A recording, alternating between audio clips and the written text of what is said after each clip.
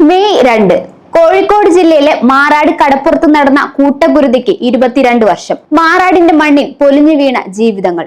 അത് വെറുമൊരു ഹിന്ദു മുസ്ലിം സംഘടനം ആയിരുന്നോ?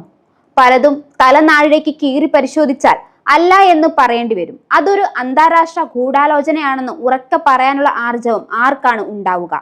കേവലം വോട്ട് ബാങ്ക് രാഷ്ട്രീയത്തിന്റെ വക്താക്കൾക്ക് ഒരിക്കലും പറയാൻ കഴിയില്ല. കൊന്നതാര് എന്ന ചോദ്യത്തിന് ഉത്തരം പറയുന്നവർക്ക് കൊല്ലിച്ചതാര് എന്ന് പറയാൻ കഴിയുമോ? അന്നത്തെ 170 കോടിയുടെ ഹവാല ഇടപാടുകൾ മുതൽ തീരദേശവാസികളെ കുടിയിറക്കിയുള്ള തുറമുഖ പദ്ധതി വരെയുള്ള രാഷ്ട്രീയ അന്തർധാരയിലേക്കാണ് പലതും വിരൽ ചൂണ്ടുന്നത്. അത്തരം അന്തർധാരകൾ അന്നും ഇന്നും സജീവമായിരുന്നു. ആരാണ് ഇതിന്റെ പിന്നിലെ അന്താരാഷ്ട്ര ഗൂഢാലോചന പുറത്തു കൊണ്ടുവരാതിരിക്കാൻ ആഗ്രഹിക്കുന്നതെന്നും CBI അന്വേഷണത്തെ പോലും എതിർത്തവരുടെ ലക്ഷ്യം എന്തായിരുന്നുവെന്നും കാലം തെളിയിക്കേണ്ടിയിരിക്കുന്നു. കലാപത്തിന്റെ പിന്നിലെ ഗൂഢാലോചന അന്വേഷിക്കാൻ ഒരു രാഷ്ട്രീയ പാർട്ടിയും ആവശ്യപ്പെട്ടിരുന്നില്ല എന്നതാണ് സത്യം. രാഷ്ട്രീയ സമവാക്യങ്ങൾക്ക് നഷ്ടപരിഹാരം നൽകി ജനാധിപത്യം സ്ഥാപിക്കുമ്പോൾ രക്ഷപ്പെടുന്നത് രാജ്യദ്രോഹികളും ഒറ്റുകാരുമാണ്. മാറാട് കലാപത്തിന്റെ പിന്നിലെ ഗൂഢാലോചന CBI അന്വേഷിക്കണമെന്ന ആവശ്യം ഉന്നയിച്ചത് ഈ നാട്ടിലെ സർക്കാരോ രാഷ്ട്രീയ പാർട്ടികളോ അല്ല. മനുഷ്യാവകാശ പ്രവർത്തകനായ കോളക്കാടൻ മൂസ ഹാജി എന്ന മനുഷ്യസ്നേഹിയാണ്. എല്ലാ മതങ്ങളെയും ഉൾക്കൊള്ളാനും സ്വീകരിക്കാനും പഠിപ്പിച്ച സനാതന ധർമ്മത്തിനും യഥാർത്ഥ ഇസ്ലാം മത വിശ്വാസിക്ക് ഒരിക്കലും ആരെയും കൊല്ലിക്കാനാവില്ലെന്ന സത്യം മാനവികതയിൽ അഭിമാനിക്കുന്ന ഈ കൊച്ചു കേരളത്തിലെ പുൽക്കൊടിക്കും അറിയാം. അപ്പോഴാണ് ഈ കൂട്ടക്കൊലയുടെ ചൂണ്ടുവിരൽ ദേശവിരുദ്ധ ശക്തികളുടെ നേർക്ക് ചൂണ്ടുന്നത്. TO സൂരജ് എന്ന് വിളിക്കുന്ന അഴിമതി വീരനായ സിറാജ് എന്ന IAS ഓഫീസറുടെ പൊളിറ്റിക്കൽ ബന്ധവും പ്രദീപ് എന്ന മാറാട് കേസ് അന്വേഷിച്ച അന്വേഷണ ഉദ്യോഗസ്ഥന്റെ വെളിപ്പെടുത്തലും കൂട്ടിവെച്ച് നോക്കുമ്പോൾ തന്നെ കാര്യങ്ങൾ മനസ്സിലാകും.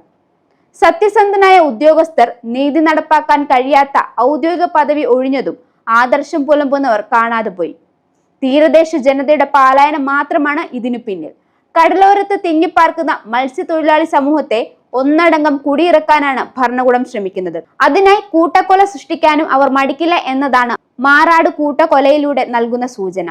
കഴിഞ്ഞ നാളുകളിൽ കൊച്ചിയിൽ നാവികസേന പിടിച്ചെടുത്ത ബോട്ടിൽ 3000 കോടിയോളം രൂപയുടെ മാരക മയക്കുമരുന്നാണ് കണ്ടെത്തിയത്. പ്രമുഖ പത്രങ്ങളിൽ അകപ്പേജുകളിൽ ചെറിയ കോളം വാർത്ത മാത്രമായി അത് ചുരുങ്ങി. വിധ്വംസക ശക്തികളിൽ നിന്നും രാജ്യത്തിന്റെ അതിർത്തിയായ തീരപ്രദേശങ്ങളിൽ ഒരു സംരക്ഷണ കോട്ട പോലെ ജീവിക്കുന്ന മത്സ്യത്തൊഴിലാളികളെ പലായനം ചെയ്യിക്കുന്ന പദ്ധതികൾ ആർക്കാണ് ഗുണം ചെയ്യുന്നതെന്ന് ചിന്തിക്കേണ്ടത് അത്യാവശ്യമാണ്. രാഷ്ട്രീയ കൊടിയുടെ തണലിൽ അടിമകളായി കഴിയാതെ തീരദേശ ജനതയുടെ ശക്തമായ ചെറുത്തുനിൽപ്പ് തന്നെയാണ് ഇനിയുള്ള കാലത്തും വേണ്ടത്.